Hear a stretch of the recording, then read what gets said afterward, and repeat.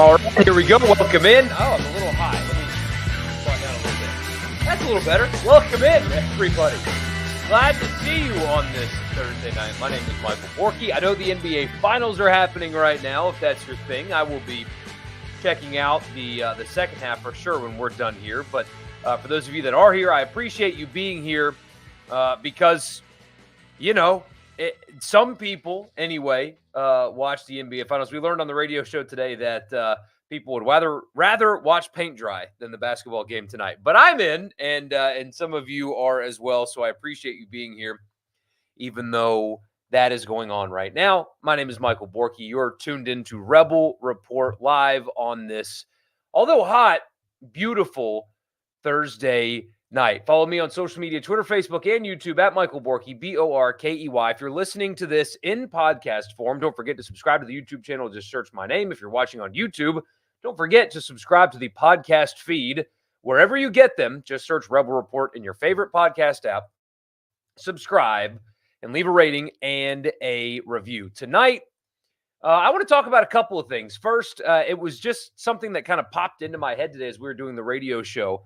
The topic that I brought up was players that are non-transfers, and you can't say quarterback for Ole Miss's case because, of course, the answer is quarterback. But the topic was players that are non-transfers, returning players that will have the biggest impact in 2024. And a name got brought up that I don't think that we have mentioned a single time this offseason. I don't think I have heard an Ole Miss fan mention this name until we brought it up today. And yet, this player returning for Ole Miss in the defensive secondary is huge. Like a huge player for this Ole Miss defense, and nobody talks about him. We're going to change that today. I'm also going to give you one on the offensive side of the ball as well. Also, the FPI came out. FPI doesn't really like Ole Miss. A lot of that is, I think, can be directly attributed to Quinshon Judkins' absence. It's kind of a flawed formula, but that formula tells you, and it confirms what we talked about last time that we were together, I believe, in that the schedule, Ole Miss's schedule, is not near as easy as people think it is. So we'll get to those two things in your comments after I tell you the podcast. And the live stream is presented by the Gregory Law Firm. You should not have to deal with injury in your life, but it does happen. And if it does happen, call DJ Gregory of the Gregory Law Firm today. He's in Saltillo, Mississippi. He will take care of you. You're not just somebody that calls and they put you in the system and they just he turns you in and turns you out, and that's all you are. It's somebody that you'll build a relationship with. That's the kind of stuff that DJ Gregory does. It's not your typical legal experience. It's somebody that will care about you on top of getting you your best legal advice. Personal injury, small business, and contract disputes as well. DJ Gregory of the Gregory Law Firm, located again in Saltillo, Mississippi, 662-397-9799. 662-397-9799. Don't delay. Call DJ today. I appreciate you guys being here. Sorry about missing on Tuesday. We had a minor emergency in the house where one 4-year-old learned a very hard lesson about why you don't jump off of couches. And we had to go to the emergency room. It was funny. I called my dad to kind of tell him what was up, and he laughed. He was like, it was about time. This is what happens, Michael, when you have boys. And I thought it was funny perspective because I was terrified in the moment. You guys would not have believed the amount of blood that came out of that little dude's head. Just bumped his head. In hindsight, and it took 3 staples. It's only about this big, which is big, by the way. It was a big hole in his head, but the volume of blood was just shocking. But he handled it like a champ. I mean, they gave him ice cream. The Children's Hospital in Jackson, the women that worked there were just, it was very special. They did awesome, and he's feeling good, and he's all good, and just wants to bounce off the walls again. But trying to keep him low key as best I can. But anyway, he's all good. But that is why that I missed on Tuesday. I will make that episode up for you. Probably Saturday morning. I think I might wake up Saturday morning and record an extra for you got to do the minimum 3 days a week, especially since here in a couple weeks I'll be out for a week as well. So really got to get you guys as many episodes as I can. Obviously, starting July with media days, you're going to get some extras. And then when football season comes, it's going to be a lot more than just 3 a week. But I owe you one, so I'm going to get you one. Thank you guys for being patient, and thank you for being here after what was a far more traumatic experience for me than him, as it turns out. He's a tough little dude. But anyway, that is why I was not here on Tuesday. So let's get into it. Most underrated Ole Miss football players. I've got two, but I really want to talk about one because this name got brought up and I even had a brain freeze kind of moment, or I guess a brain fart kind of moment, if you will, because Richard asked, did he transfer in? And I was like, no, but wait a minute, did he? Like that's how underrated and appreciated this player is, I think. Trey Washington is somebody that I don't think is getting enough love from Ole Miss fans. Understandably so. There's only so many players to go around. But for all the attention that is getting paid on, either the transfers or Jackson Dart or Trey Harris, and all of those people deserve the attention that they're getting. This roster is very, very, very good. And when you have a very good roster, there's a lot of very good players on it. But Trey Washington was Ole Miss's leading tackler last season. He had 83 tackles, 3 interceptions, by the way, and forced a fumble. He is a really quality SEC safety. And I think that having somebody like him returning is not being talked about enough because, especially in the secondary, there's going to be there's a lot of new faces. And there's a lot of, I guess, turnover may be the right word in that on that side of the ball. They're going to depend on multiple transfers to play defensive back for them. Again, Washington's back. You have John Saunders back as well. That's going to help. But Key Lawrence and Banks, and there's just so much new in the defensive secondary that somebody like Trey Washington is just kind of getting overlooked in all the excitement and all the new, but a quality veteran, homegrown, he's not from Mississippi, but a program homegrown guy, a 4-year veteran of Ole Miss football, being that reliable, dependable, productive safety coming back is so important.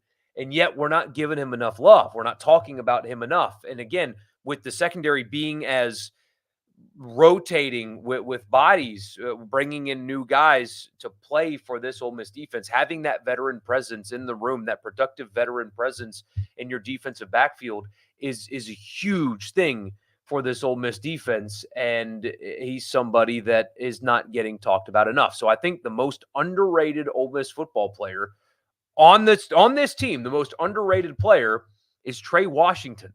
His production relative to the conversation that he gets. It's a graph that's just like this, man. Production way, way, way up here. And in the discussion and the hype is on the floor that this chair is sitting on right now. So, again, really productive. Big-time player returning for Ole Miss. Everybody's talking about Dart and Harris and Ivy and Pegues and Sontarian Perkins and all these guys returning. Do not forget to talk about Trey Washington in the defensive secondary. That is somebody that needs more love. And I know that this one is kind of a goofy selection because a lot of you guys are very familiar with, him and his capability and how important he is to the offense. But I think that a fully healthy Caden Prieskorn is bigger for this offense than it's even being given credit for. 450 yards last year receiving, 30 catches, had 4 touchdowns, was massive in the Peach Bowl, as you guys know. I think Peach Bowl Caden Prieskorn is more of what he is as opposed to what you saw after he came back from injury. I think that it took him a while. Don't forget how much time he missed because of that injury. It wasn't just games, it was training camp as well. He missed a lot of the most important part of getting ready for the season and the beginning of the season. Once he got caught up and acclimated and his body was ready to play, you could see what he was capable of. So as an individual player, I think the end of the season, Caden Prieskorn is who he is. I don't think he just got hot or whatever, or just they had a really good game plan this one time against Penn State. I mean, you've seen over the years, you see all the time where one player has a big game and it's really just, what the hell got into him that night kind of thing. I think what you saw from Prieskorn is more likely who he is on a weekly basis than earlier in the season when he was trying to come back from injury. And as you guys know, just how incredibly important tight end is for Lane Kiffin. And when they have a capable one, um, how dynamic the offense can be when they have a threat at tight end. And on top of Prieskorn, I mean, they've got another one as well, the incoming transfer Daquan Wright. But a fully healthy Caden Prieskorn can do so much for this offense. And you saw it be productive a year ago, despite him not being 100%. His backup not being fully mentally locked in and then dismissed from the team. And then his backup's backup got hurt again, Hudson Wolf. And so the tight end room was left a lot to be desired. This tight end room with a fully healthy Prieskorn, an experienced Wright coming in, Wolf finally being healthy, which, you just kind of find yourself rooting for him. And then an incoming freshman as well. That whole position group feels much better, but a fully healthy Caden Prieskorn will make that offense be so much more versatile. And you saw it in the Peach Bowl, but I think that that's going to be more consistent this season. And he's not going to catch 450 yards worth of passes this year. I think that number is going to be higher. But just his presence on the field is going to open things up in ways that, I mean, for a couple of years, they haven't really been able to do so with Triggs' inability to stay on the field. I mean, at one point they were playing Jonathan Mingo at tight end just because they had to, but you've seen it in the past under Kiffin, what they're able to do with Kenny Yeboah with a capable tight end. You've seen it in flashes with Prieskorn. Now that he's healthy, I think you're going to see a threat level of this offense that will be a lot more consistent than it was last year because of the presence of such an experienced and talented tight end. So the most underrated players, in my opinion, on this Ole Miss team are Trey Washington, and if you can believe it, Caden Prieskorn. So there's that. Also, we got confirmed what we already knew, what we talked about, and you guys agreed with me, but we got confirmation. I know the FPI, like I said a second ago, is a flawed metric. The college football power index, as done by ESPN, is not perfect. However, Ole Miss, according to the FPI, has the number 22 ranked schedule in all of college football. Like we said, and we talked about the takes about how it's a cakewalk or whatever. There's no such thing as a top 25 schedule that is a cakewalk. It features, I mean, it's got Georgia. It features a road trip to Baton Rouge, to Williams-Brice Stadium, to the Swamp, and to Fayetteville. That is not easy in a preseason top 15-ish Oklahoma coming to your place. Nothing easy about it. I just love that we, like a day after we got done talking about that, the FPI comes out and it's, hey, Ole Miss is playing the number 22 schedule in college football. And by the way, the SEC had 15 of the top 23 schedules in college football. 15 of the top 23 schedules. So anytime you see somebody in my business scream about how the SEC, it's not fair, and they need to go to 9 conference games because it's not fair. The ACC plays 9 conference games. The easiest schedules in college football are all from the ACC and the Big 12, and there was one Big 10 schedule on there. So, here it is. It's Syracuse, Virginia Tech, Rutgers, Kansas, North Carolina, SMU, Utah, Kansas State, Texas Tech, and Pitt in that order. The easiest schedules in college football. 15 of the top 23 are from the SEC. And yet people in my business want to try to tell you that the schedules are not fair because the SEC is only playing 8 conference games, and yet that is how difficult the schedules are, and that is what you get from the other Power 4 leagues. It's almost like when you think about things,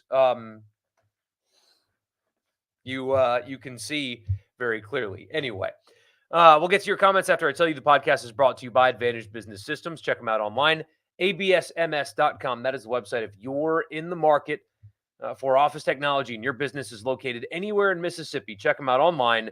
Advantage Business Systems, absms.com. Tell them I sent you. You'll get a complimentary office technology assessment. So you tell them what you need and what your budget is, and they will find a solution for you on me. That's Advantage Business Systems, absms.com.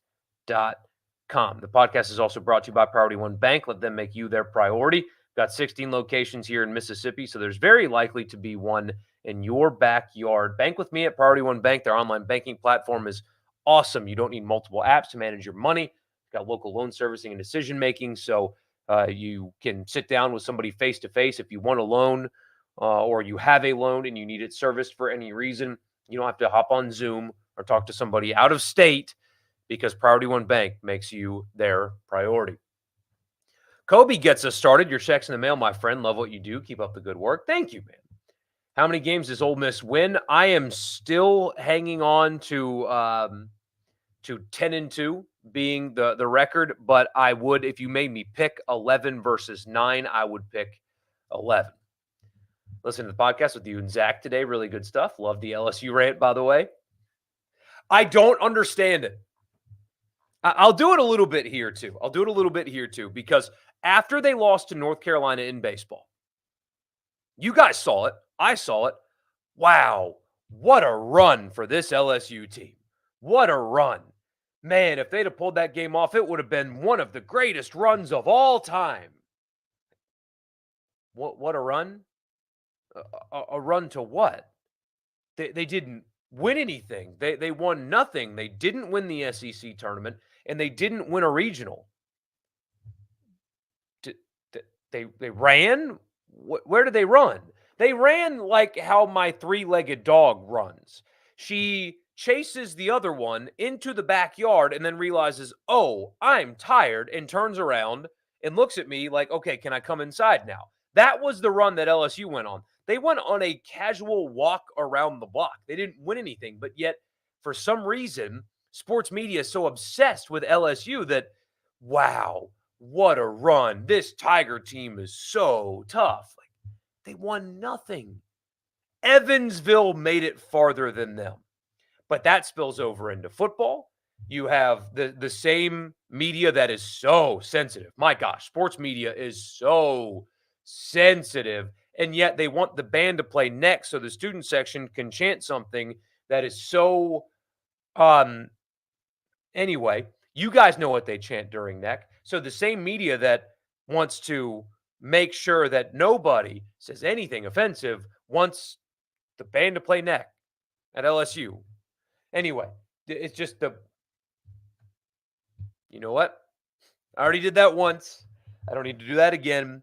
But it feels like they are not a protected class. It's not like that. But man, they get such a pass in the media, and they're like everybody's darling when they haven't earned it. Very odd. Anyway, what's up, Tim? Glad to see you. What does Ole Miss need in the portal in baseball? Everything. Pretty much. I mean, I think they need a starting pitcher. I think they need a defensive catcher. Smithwick, I think because it seems like he's going to hit well enough, might be served to possibly switch positions. I don't know. I think that would be a good thing. They need everything. I mean, they need basically an entire outfield. I think they're good at first base. They need a lot. They need relief pitching. They need starting pitching. They need multiple position players. Maybe Luke Hill can improve, but they need better defense at shortstop or second base. They need a lot. They need a whole lot. Now, they got a lot. I mean, Fisher coming back is big for them. That helps a ton. Furness, I think they found a first baseman. Hill hit the ball much better at the end of the year, but it was very little power. But still, he did it. They need a lot. They need a lot. You're so checked out on the NBA, you forgot the final started tonight. You and a lot of people. I think that even though it's Boston and Dallas, I think that the ratings numbers are going to be Not particularly good, and the league is going to continue to pretend like it's not a problem. And I guess it's not because they're signing a brand new massive television deal, but still, it's the interest is waning, and there's ways that they could fix it, and they're choosing not to, and it's frustrating. You would consider John Saunders or Yam Banks as the most underrated. Those are good choices as well. Although I haven't seen Banks in an Ole Miss uniform, Saunders is a really good choice. Him returning is also big for sure. How does Ole Miss look from my perspective? Very good. They look very good. I think that the questions that should be asked about this team going into this season have at least been addressed. Offensive line, defensive line. They're not just going into the season not having addressed those spots, right? They needed to get better on the offensive line. They were able to keep every player on it that had eligibility left and then add 4 portal players. Good ones, too, not just dudes, right? We're not talking about LSU, who just added a couple of dudes on the defensive line. They added high quality portal offensive linemen, right? Those are huge. All 4 of them are huge pickups individually. So even though we should still question the offensive line going into this season because we haven't seen this collection of guys do it yet, they addressed it. Judkin's leaving. That's a loss. He's a good player. But they addressed it, right? With experienced SEC or FBS backs, right? Multiple of them, with also making sure that Bentley returns. They did it on the defensive line. They needed to get better on the defensive line, and look at what they added. They added Uman Mielen, they added Nolan, they added an All-Conference USA player, they kept Ivy and Pegues. Also recruited well in that position. So every question that you should have about this team, they have at least addressed. They have answered. The only thing remaining is, can those units gel? Can those players be as good as they are on paper? And can Lane Kiffin handle a situation that he's never been in as a head coach before? At FAU, they didn't have national championship expectations. At USC, he was doing with NCAA sanctions. He never had a roster that was like this one with the expectations of this one. Only coached 1 year at Tennessee. It was a transition year. 1 year in the NFL, that didn't go well. He's been in this position as an assistant, but Nick Saban was running that show, not him. This is the first time he's been in a situation like this, so we'll see how he handles it. But at least when it comes to every question that you should have, they have addressed it on paper. You don't understand the FPI metrics. Ole Miss is the 7th best team in the league on it, really high on Kansas for some reason. It weighs a lot on returning production, stuff like that. I mean, 1 year Mississippi State was ranked in the preseason top 10 because they had 2 quarterbacks with starts, and that was it. So it's a bit of a flawed metric, but Banks is the most underrated transfer in your opinion. I like that. What transfer player will have a breakout year? If I have to pick one to have a true breakout year, it's Trey Amos. I think Trey Amos is going to have a breakout, like early round draft type season. And nationally, people know about Walter Nolan and Uman Mielen, and Nolan is possibly going to be a first round pick, but people already know that. Amos is not a guy that is known like that, but I think by the end of the season, he will be. Just got back from Normandy and standing on the bluffs above Omaha Beach at the D-Day Cemetery. It hits different than any movie can make you feel. Oh man, that is something that I would love to do one day. I've read a lot about it.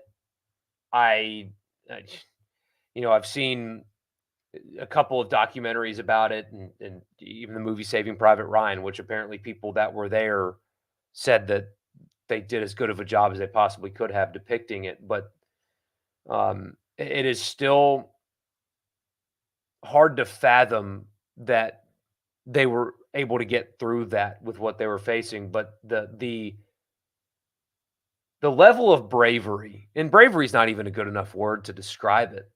Courage is not a good enough word to describe it. being packed in on one of those boats, knowing that when that door drops, I'm gonna die. I mean, that they knew that. They knew exactly what they were walking into. Teenagers in some cases, young guys, early 20s, regular guys like us, right? When that door dropped, they knew I'm gonna die. But I would rather die right here, right now, than let the Nazis take another inch. And having that mindset, I can't wrap my mind around it. But thank God, truly, thank God for them, because where would we be today without them in that day and that sacrifice? It's reading about it. I mean, there was one story I read earlier today where I mean, my eyes were welling up. I was sitting in the office before the show, and my eyes were welling up reading it because just the unfathomable nightmare that was. I can't fathom, cannot fathom. Any update on Simmons? He's throwing the football. He's throwing the football. So my son is a future member of Bill's Mafia. Oh man, yeah. It was a full dive too. That just, and you know what he tried to do today? He tried to not jump off the couch this time, not dive on the couch. But he tried to jump on it today again already. So lesson learned, or so I thought. Do I think Perkins will have a good year? Oh yeah, I do. They expect a lot from him. You met Trey Washington at a bar in Destin over spring break. Great guy and much more in check than you were. Oh man, I'm sure he loved however you were towards him. Glad the little man is okay. Tell him he's not alone today. He got launched off a 12-foot ladder and still made it for the live show. That's dedication. How did that happen? Oh, we're in the summer, right? It's June 6th. Nothing's happening. So I can talk about stuff like this with you guys. I'm borrowing a friend's pole saw on Saturday morning. I think he's bringing it to me tomorrow so I can form a game plan. I've got so many trees that I have to trim. I've got pines and crepe myrtles. I'm talking big crepe myrtles and big pines hanging over the house. So I'm gonna just hack away at those. And when I tell you the therapy that I'm going to have on Saturday morning as I'm hacking away at these trees, it's gonna be something special. I really cannot begin to describe how excited I am to use a pole saw to cut some tree limbs down. It's the best. I mean, it's the best therapy in the world. It really is. How do I feel about state season? I am, as everybody should be, deeply concerned about their defense. I think personnel wise, it is simply they don't have defense. They don't have the bodies on defense. They don't have the personnel to stop people. They have a lot of holes. They lost a lot of players from last year's defense, a lot.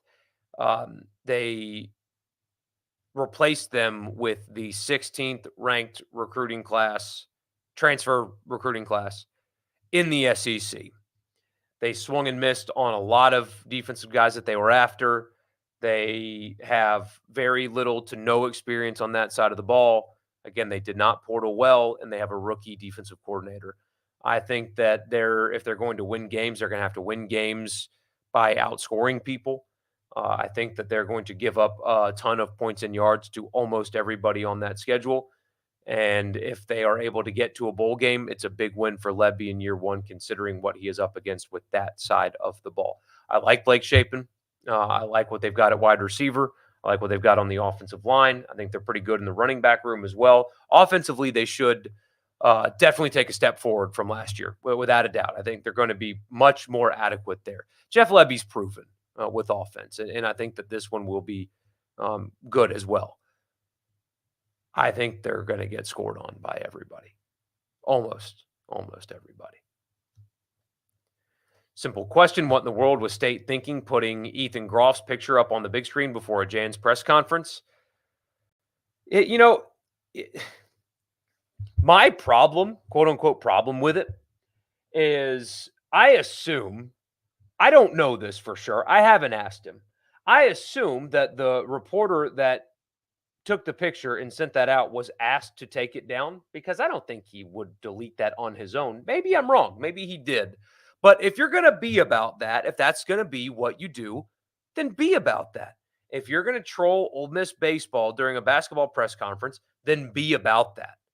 Uh, making like doing that because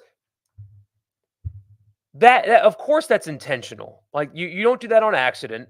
There were people that worked for Mississippi State that turned the lights on in that room that day. Like that doesn't just accidentally happen. That was intentional. Somebody did that on purpose. So if that's what you're about, then be about that. But don't troll and then make people delete tweets if that's what happened. I don't know if that's what happened. I think that's what happened, but I don't know. So I'm not going to speak in from a position of absolute knowledge because I don't have absolute knowledge here. But if you're going to do that, then do that. But don't do it and then request tweets being deleted. How was Daquan Wright rated higher than Prescorn in the returning SEC tight end rankings? Oh gosh, who did that? Who did that? Because that's not, no. He can be very fine player. Like I think will play for Ole Miss, and then when Prescorn's gone, I think he's going to have a big impact. But no, just absolutely not. Also, Jordan Watkins is the most underrated player coming into 24 due to his Toyota Camry, reliable as can be. Had a great point on that podcast about the LSU game. That's a game where a championship team wins. You want to show you're for real, you're the better team, go win the game. 100%. If Ole Miss a championship team, go win that game. That's what championship teams do. You have a better football team than theirs. Yes, they have the environment behind them, but your roster is better than theirs. It is. Go win. By 1 or by 100, go win. You like the term core 4? That's not bad. That's not bad. LSU baseball failed, not to the level that Ole Miss did, but failed absolutely. How do I think State did in baseball? They overachieved relative to preseason expectations. I'm surprised that we have yet to see a change. Maybe Chris Lemonis doesn't think it's necessary with hitting. They were quite bad at it. They were the best fielding team in the SEC, and they got much, much better on the mound, a whole lot better, really improved, but couldn't hit the ball for anything, and that was their downfall. So are you not going to make any adjustments there? We'll see. But no, they overachieved relative to expectations. They had a good year. You don't throw a parade for a year that they had, but they had a good year relative to expectations, relative to what they were last year, that kind of stuff. Again, you don't throw a parade. You don't talk about what an amazing run they had, but it was fine relative to expectations. Sports media knows LSU's defensive line is completely suspect this season, but still thinks they finish above Ole Miss. Can't stand it. Helmet bias. It's my favorite word, helmet bias. In all honesty, you'd love to have a chant like LSU does. Cody Core is the most underrated Ole Miss player in recent past. That's a good choice. Cody Core is a really good choice. Who would be another one? Sedarius Bryant. Bird Bryant was awesome. He was awesome. Undersized linebacker that was afraid of nobody and was really productive. That was a really good player. You can win a lot of games with Bird Bryant's on your team. Caught part of the 540 segment, or am I backing out of the boat punishment? I am not backing out of the boat punishment. I will not be in Mississippi when that's going on. I thought that, or we thought that the remote was not while I will be with my dad, but it is, and you know this. I see my dad at best 3 times a year. And so I'm not um, skipping out on this to do anything involving work. So we will have to make up for it. We'll have to do a special edition of the PTG sponsored boat punishment. So we'll have to do it on a different day. Which honestly, it's I think it'll end up being better because it's more time to plan for me to get things ready. But no, not backing out. We will do it. It'll just have to be on a different week because again, I hate that my son has to learn about and be quote unquote raised in part by his namesake through FaceTime. So I'm not missing that. He'll be at 30A and I'm going to be there too. So we'll get it done though. We're doing it. You understood Neil McCready's response to the Groff picture. That's not a rivalry based image. Who knows where Groff will end up now in baseball? A lot, not all of the MSU media is just weird. Yeah. Um, yeah, I saw what he said, and he's right that he's not crying because he lost to Mississippi State. That could have been Tennessee on the other side of the field. That's not why he was upset. He was upset because he's done. And maybe he gets a shot. I think he will. But a major chapter of his life that clearly, he loved ended. It had nothing to do with Mississippi State at all. It had absolutely nothing to do with Mississippi State. Ethan Groff doesn't care about losing to State any more than he does losing to any team. I don't know. I know that there are some people that would come back and say, "Oh, that's not true. You're just." No, I think that's true. I think he was upset because it's over, not because they lost to State.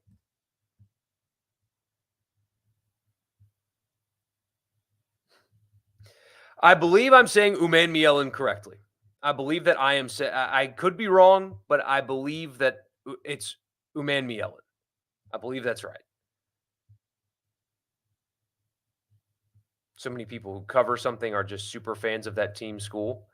They are. I think there's a place for all of it, frankly. I think that fan based podcasts, fan based, websites and stuff, I think there's a place for that. I like, you guys know I love the Saints.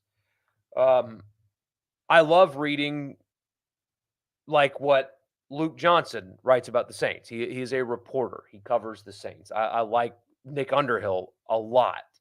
Now, it seems like Underhill's very invested in the city of New Orleans, but when he talks about the Saints, you got to listen because he analyzes objectively. I like what they do. I need what they do. But also, I like to listen to a Saints fan podcast where they're just like me and they kind of just ramble like fans. I like them both. I consume them both. I think there's a market for both of them for sure. It's the only issue is when people are so wrapped up in the fandom that they cannot possibly speak negatively about a team or a game. And I'm not saying this correctly. There are some fans that think that all media should be that super fan level of that, oh, you cover Ole Miss. You should look for the positives. I got that during baseball season. Or I got a text into the radio show about how why are you being so negative? I thought your job is to promote Ole Miss, is what the person said. It's like, no, it's not my job. My job is to tell you what I think is happening. And this was after, I forget what I think it was High Point, right? When they lost to High Point, I was like, this team sucks right now. And they suck coming off of a really bad season last year. You should be deeply concerned. And the message was like, you should be promoting Ole Miss. Why aren't you looking for the positives? That's not my job. That's where the super fan media coverage can like muddy the water between that and somebody like Neil, who strives to be objective. I think there's a market for both, but it's when the people think that when just random example, just throwing this out there. Let's say that Chase Parham on Monday after Ole Miss loses to LSU, and he were to say something like, you know, Lane Kiffin didn't coach his best game. And you have to wonder why in this big moment this happened. Why did he do this? And a listener comes at him like, you're just being too negative. You should listen to, or this person was right because this person spun it to make them feel better. That's where it becomes a problem. I didn't explain that very well, I don't think, but oh well.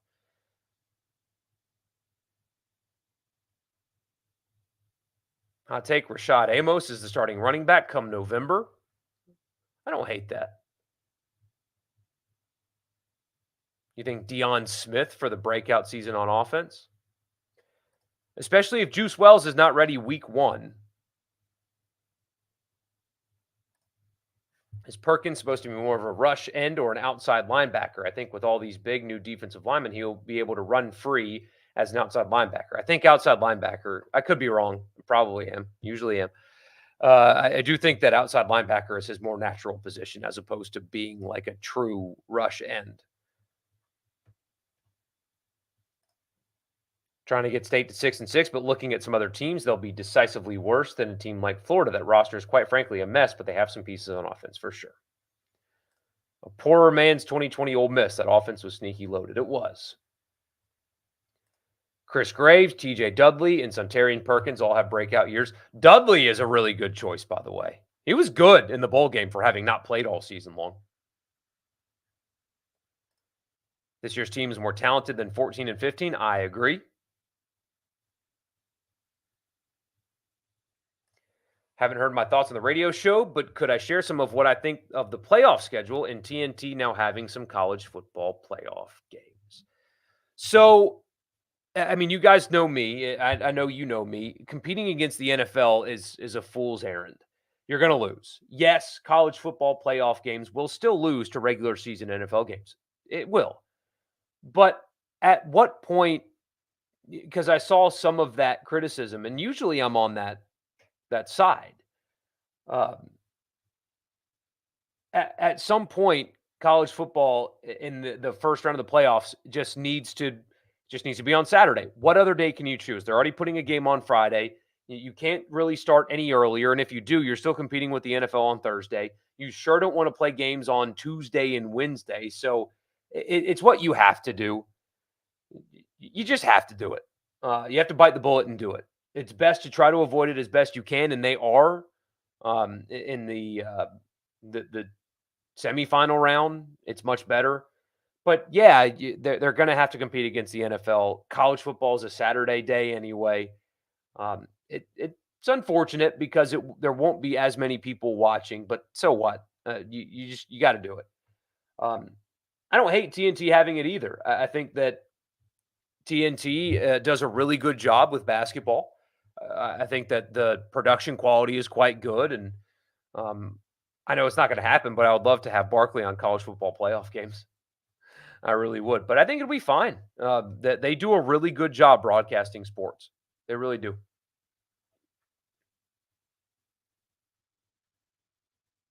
Did I see Perkins the other day? He looked the same size he did 6 months ago in some pictures. Not good. So I've seen pictures. I'm going to try my hardest to, wait and see until the season begins before I. Anyway, we all appreciate your unbiased takes, incredible opinions. Well, not everybody thinks I'm unbiased, but that's okay.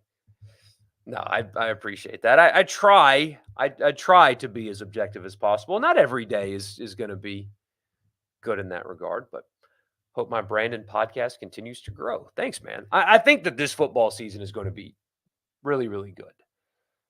Um, for not only the team that that we're covering here on these, but I think that the growth and potential of this will be aided by that as well. I'm looking forward to it. What's my favorite sport? Golf. Golf is my favorite sport. Golf, football, basketball, hockey, baseball. To tell you the truth. Will Howard be QB2? Will he transfer? Hopefully, he will stay and show out. So I assume that he will be QB2 to start the season, considering Simmons' injury. But um, I assume that the plan for Lane Kiffin this season is to not have to choose between one of them, for Dart to play every game and start every game and split the reps in garbage time between the two of them when they're beating Furman by 100 and beating Middle Tennessee by 100 and all that. I have a feeling that that would be their perfect world situation. I have no idea what they will do if Jackson Dart were to go down for an extended period of time. They obviously don't want that, but I think that Kiffin is going to try his hardest to make sure that neither one of them transfers up until the start of next season.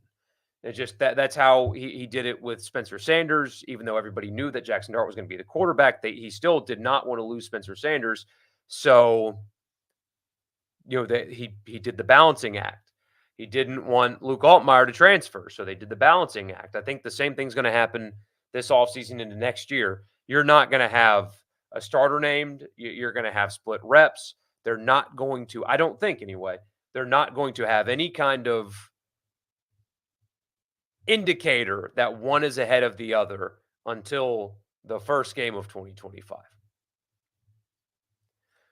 True or false? Corso should keep doing game day. I know it can be a touchy subject. I've dealt with cognitive motor function and decline in my family. I have as well. I do think that he should be able to go out on his own terms. Not many people should be able to do that. And I know it's TV, and I know people have, their thoughts on it being tough to watch nowadays with him. But, maybe it's just a me thing. But Lee Corso is everything good about college football. Now, he wasn't a great coach, but ever since he's been on College Game Day, he has been a staple of the sport. He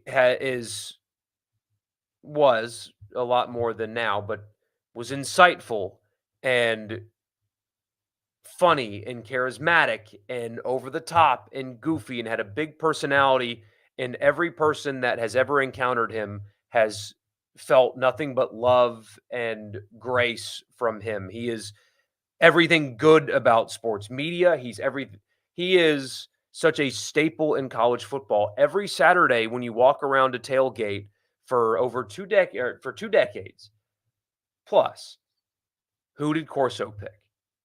Who did Corso pick? It's just such a part of the fabric of the sport that we all love so much that I don't think we should force him out until he wants to go out. I think he's earned the opportunity to be there for as long as possible, because I know that it's not the same anymore, but we will miss Lee Corso when he's not on the set of College Game Day anymore. And the show has changed. I don't like the direction that they've taken it. It feels too commercial for me, as opposed to back in the day, it was a lot more celebratory. Now it's, again, too commercial. But every college football Saturday started for me with Lee Corso, and I always had to see him no matter what I was doing. And I still, to this day, if we're at the park or I'm not home, I pull out my phone so I can watch Lee Corso put the headgear on. It's so ingrained in this sport that I think he should stay for as long as he wants to stay. And if he wants to hang it up, hang it up. But he's too humble for this, I think. but I think he should be given the hero's send off his last year. I hope that he's afforded that opportunity, even though knowing what I think I know about him, he would decline it. But he needs the hero send off. Partially why I love college football so much. USM fans love how unbiased I am. I think it was really just one guy, but how a person can take. I think that politicians should stay out of scheduling college football games as a slight against them is it's just it reeks of insecurity. I don't think politicians should get involved in college sports. I think that they are failures and they are corrupt and they do nothing good for us ever. And so seeing that in other states, politicians are taking it upon themselves to force college football games on us when there's more important things to do as a general principle, I don't like that.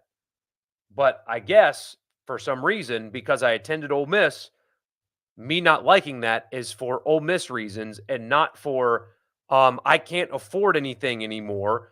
So I want politicians to fix that. But that's a slight against Southern Miss, I suppose.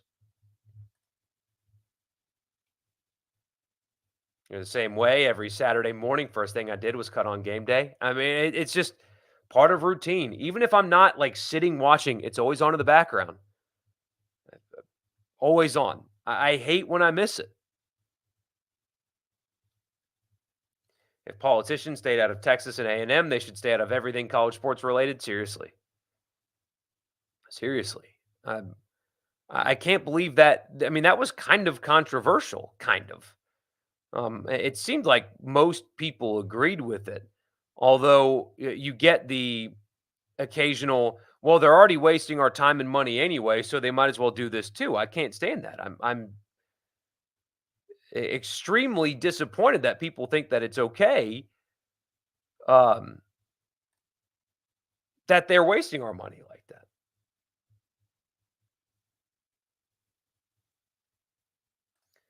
Thought Spencer Sanders should have gone in much sooner in the Georgia game. It was all for Dart's mental, but with it being his final season, we could have had a Tua type situation this year, thinking out loud. The, especially after he took that hit that he shouldn't have taken. I mean, that was just a very poor decision on his part, but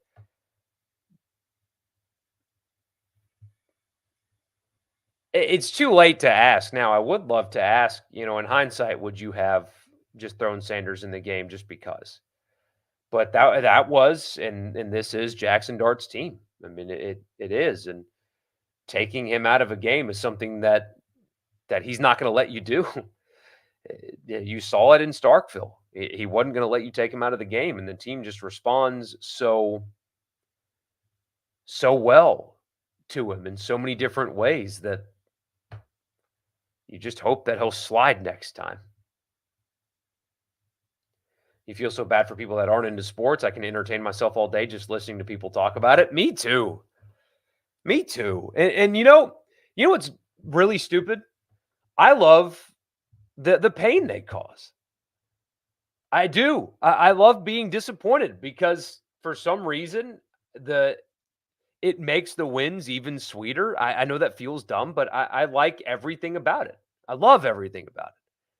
If the Saints let me down, that's fine because in a day or two, I'm going to be locked in, ready for the next game, and that's it. I love every emotion, the good and the bad, and everything in between. I love how it brings us together for the most part. I mean, my childhood, that's what my dad and I bonded over. It was our thing, and it'll be my thing with my son. Right now, it's monster trucks. We watch a lot of monster trucks. I can tell you the whole roster. My favorite is El Toro Loco, personally, but we like Zombie. Zombie, he's we when we go to the store and stuff, lately we're doing zombie arms and running around and making noises like we're monster trucks, and everybody stares at us, but I don't care because it's a lot of fun. But that's what we're into right now is Monster Jam. But anyway, how about the USA cricket team? Yeah, I mean, I don't know anything about cricket, but apparently that is like a miracle on ice level upset. And our best player is like a engineer at Oracle and plays the ukulele in his spare time. Like just an average dude that I say average. If he's high up at Oracle, he's not an average dude by any stretch, but a regular guy that also plays cricket on the side that beat a world power today. We're taking everything from him. Just wait until the World Cup in 26. That's getting ahead of myself a little bit. But anyway, I appreciate you guys. We went a little long tonight, just kind of rambling about whatever. But that's this time of year. We'll be back Sunday. And then Tuesday, we're getting the rest of the kickoff times or the windows, but it's essentially the kickoff time. So we'll do that on Tuesday and just keep on plugging. So I appreciate you guys being here. As always, don't forget to like the video. And I will see you on Sunday. I think I'm going to do something Saturday morning for you, though. It won't be live, but I think I will record something for you on Saturday if I've got time. So anyway, thank you guys. I'll see you on the next one.